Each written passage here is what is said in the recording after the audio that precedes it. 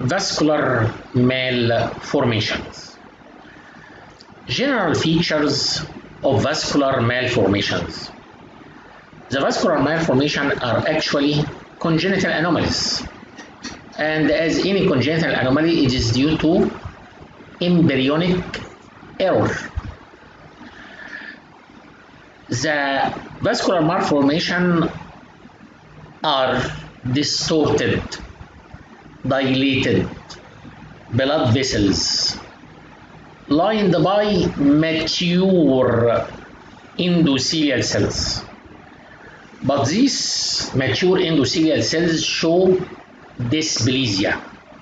And we all know that dysplasia means atypical changes in the cells. Therefore, distorted, dilated blood vessels lined by mature dysplastic endothelial cells. And in vascular malformation, no hyperplasia, no benign tumor. The incidence of vascular malformation is 1:1, male to female, equally in both sexes. And usually congenital malformation appears since birth, typically present at birth. Rarely it may be small and not appear clinically, or not noticed by the mother, and present later on after birth, but usually typically present at birth. Vascular malformation and congenital anomalies in the blood vessels of skin and subcutaneous tissue are growing as the patient grows. When the part enlarges by age, the vascular malformation enlarge with growth of the part and never regress spontaneously. Vascular malformation are classified into, according to the type of blood vessels, classified into capillary malformation, venous malformation, arterial malformation, and arteriovenous malformation, and lymphatics malformation. What are the complications? In case of large venous malformation, there is stasis of blood flow, and this may predispose to thrombosis. Massive thrombosis in large venous malformation leading to consumption coagulopathy. If the congenital anomaly show high flow malformation leading to hypertrophy of the affected part due to excessive blood flow and excessive blood supply to the part leading to hypertrophy. And in contrast, in low flow malformation means decreased blood supply of the affected tissue leading to hypoplasia of these tissues. What is the diagnosis of congenital malformation? First of all, clinical picture and history. The parent tell you that the child is born with this malformation, present since birth, plus investigation like magnetic resonance angiography, which is the most important, ultrasound to differentiate high flow from low flow malformation. Angiography may be needed in some cases. In general, What is the treatment of vascular malformation? In general, injection of sclerosing agent leading to fibrosis and obliteration of vascular spaces, therefore sclerotherapy, or therapeutic embolization, laser treatment, and finally surgical excision with plastic reconstruction. Let us discuss congenital anomalies one by one. Let us discuss capillary malformation. This capillary malformation is called Port-Weinstein. Port-Weinstein general features show all general features of vascular malformation. In addition, this malformation consists of dilated capillaries lined by endothelial cells. Sometimes appear along the distribution of branches of trigeminal nerve, and this typically occur in the distribution of maxillary nerve and never cross the middle line. Clinically, it is diagnosed by fillet at the same level of skin, pinkish or purple with positive emptying sign, compression leading to disappearance of this purple or pink color, and removal of your finger leading to feeling of the capillaries and the appearance of the red color again. The treatment of this condition is the best laser treatment, which is very, very effective in early childhood. Excision and the plastic reconstruction cannot be done. Why? It affects the face, and the plastic reconstruction or excision or surgery leading to marked disfigurement. Therefore, the treatment here only laser therapy. This is called capillary malformation of Port-Weinstein. Second, there is venous malformation. Venous malformation show all the previous features in vascular malformation. In addition, this is the typical venous malformation. It occurs in any part of the body, but especially in the lips, upper or lower lip. It appears as venous, dilated venous channels containing venous blood. Therefore, it is bluish, lobulated, soft, compressible swelling. When compress the swelling disappears. But if you remove compression, the swelling gradually feel and gradually appear.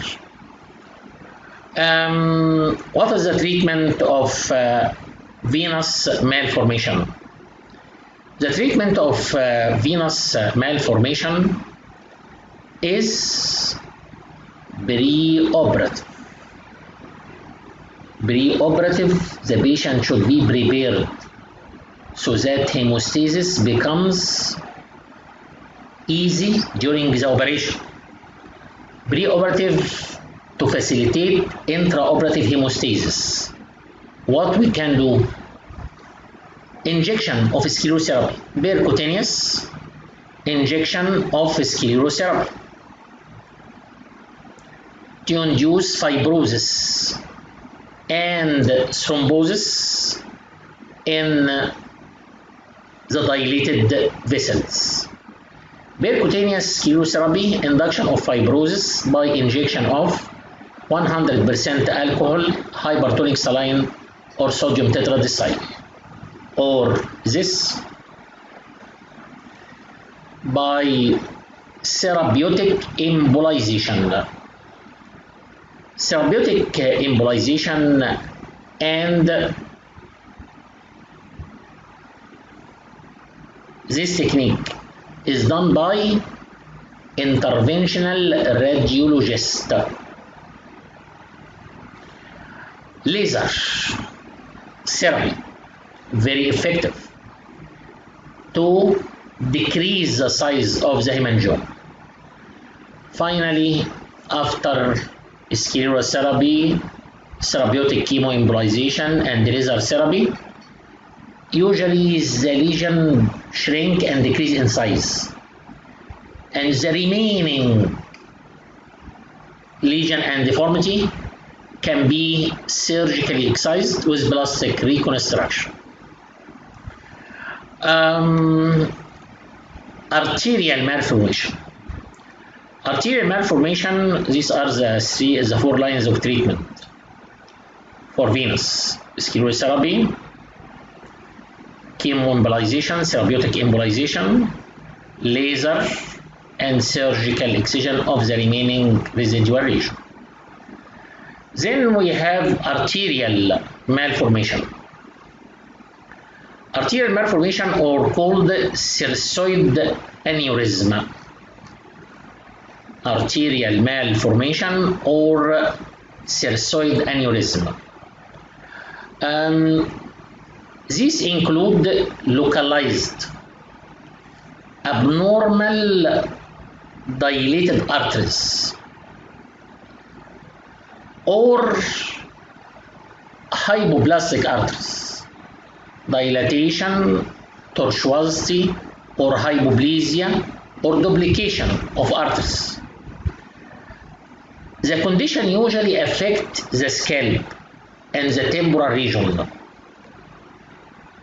occipital region, and the lesion usually appear as soft, irregular, warm, red, compressible swelling.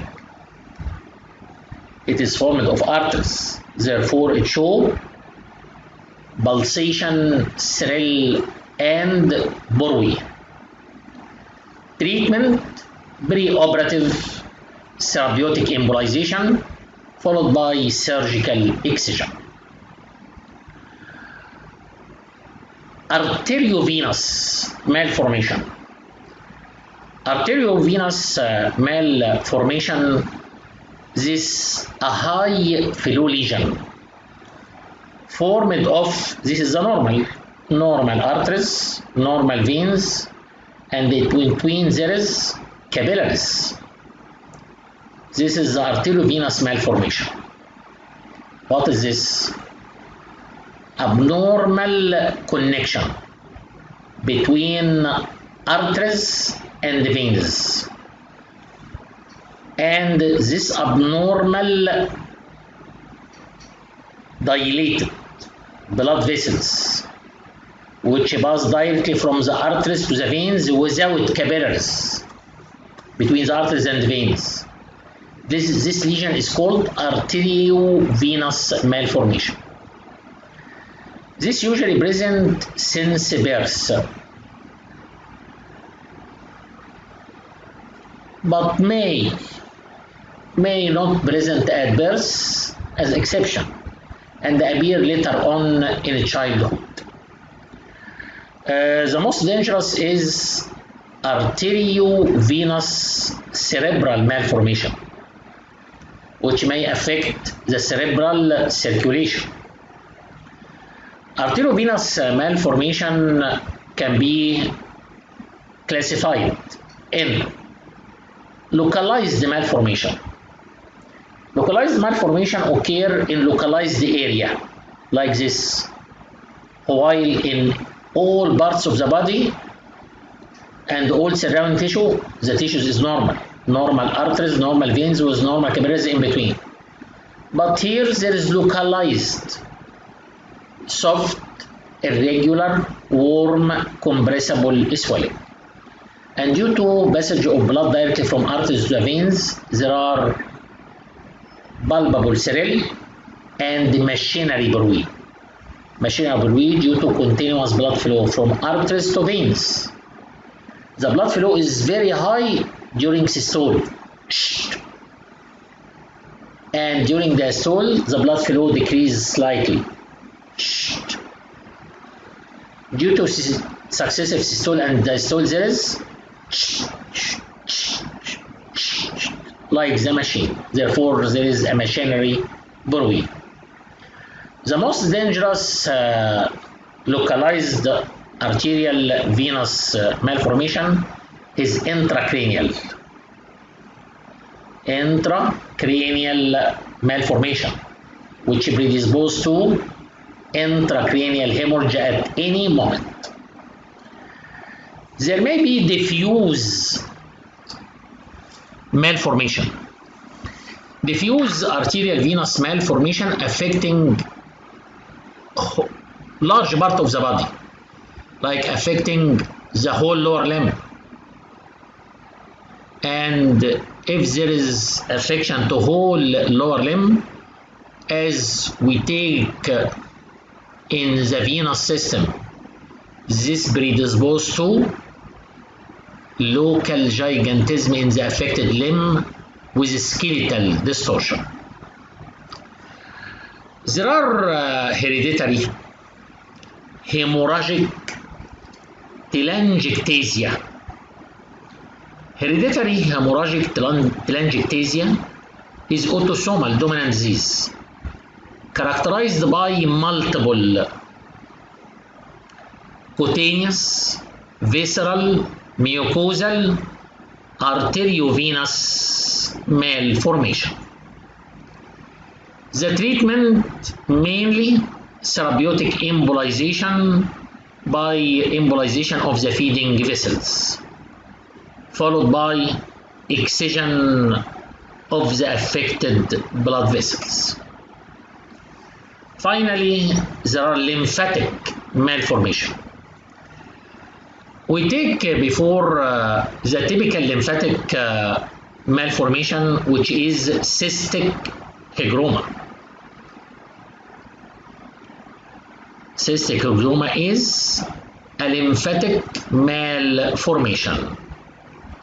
Consists of multiple intercommunicating micro or macro cysts, and these cysts consists of dilated lymph vessels, usually affecting the neck in the posterior triangle and the axilla.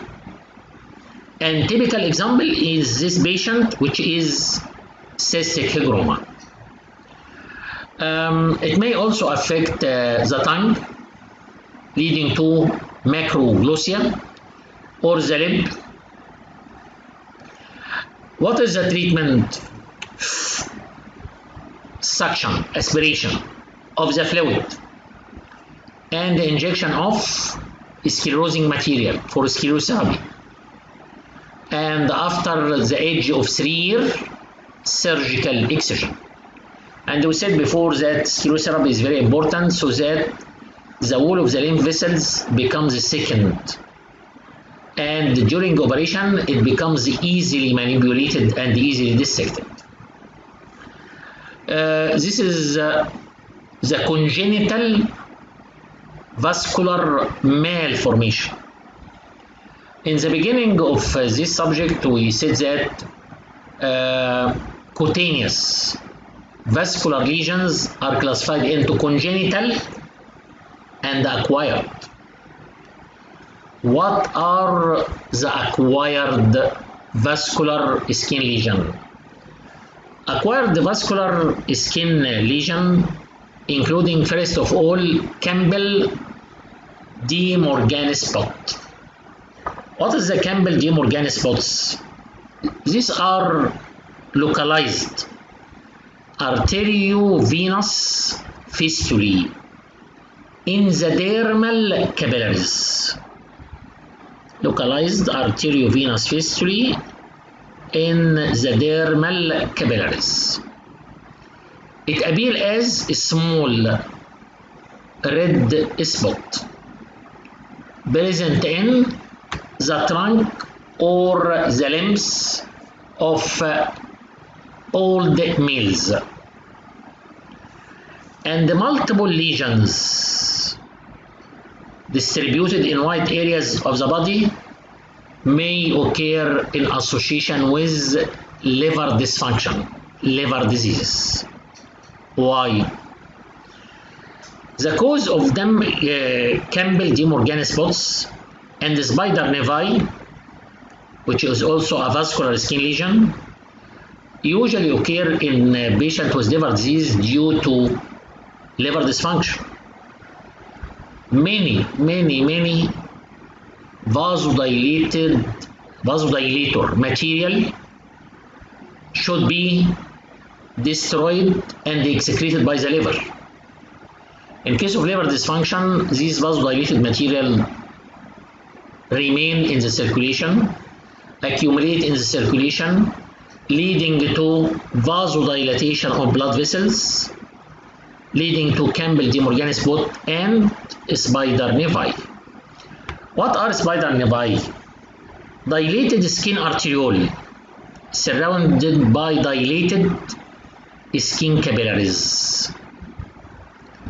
And we all know from clinical, if you compress the central arteriole, the capillaries disappear. This usually may occur spontaneously and may occur in pregnant females and may occur in association with liver disease.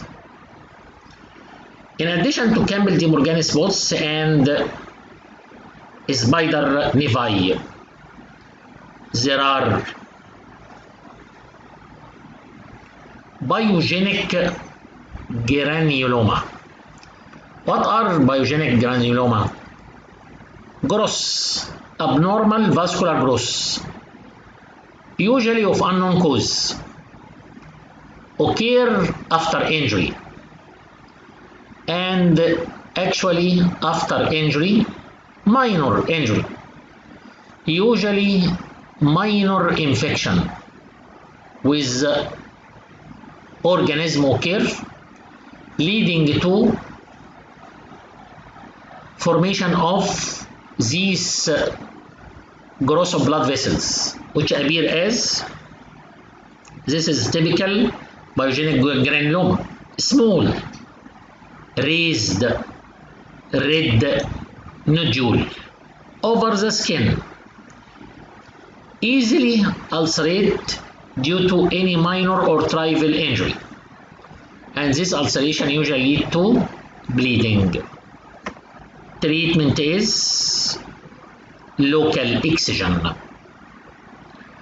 And this is the microscopic picture of biogenic granuloma. Acquired cutaneous lesion is also called glomus tumor. Glomus tumor is rare, benign tumor. Rare benign tumor, soft tissue tumor, arises from the glomus body. Glomus body present in the dermis and represent a thermoreceptor. And actually it is said that glomus tumor arises from this glomus body, which is actually nerve ending. Actually this glomus tumor and called glomus tumor because it arises from the glomus body. Actually it does not originate from the glomus body. It arises from the blood vessels around the glomus body. The commonest site is the tip of the finger or in the nail bed below the nail, and it consists of arteriovenous shunts. localized arteriovenous shunts and capillaries. Angiosarcoma. Angiosarcoma, very rare, highly malignant, vascular tumor, arises from the endothelium of the blood vessels or endothelium of lymph vessels, and it's called angiosarcoma.